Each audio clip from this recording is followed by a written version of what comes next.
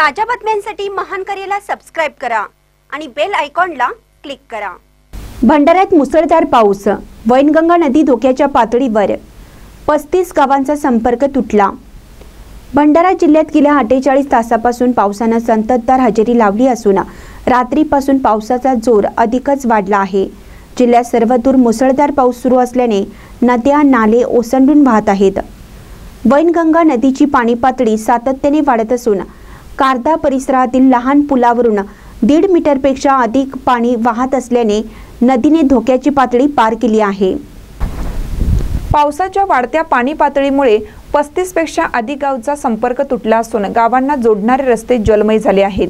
काही ठिकाणी प्रशासनाने खबरदारीचा उपाय म्हणून वाहतूक थांबवली आहे।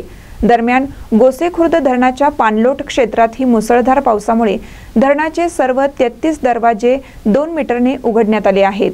त्यातून दररोज 4,50,000 क्युसेसचा वेगाने पाण्याचा विसर्ग सुरू आहे। प्रशासन सतर्क असून नागरिकांना सुरक्षित ठिकाणी राहण्याचे आवाहन करण्यात आले आहे। बचाव पथक सज्ज ठेवण्यात आले आहे।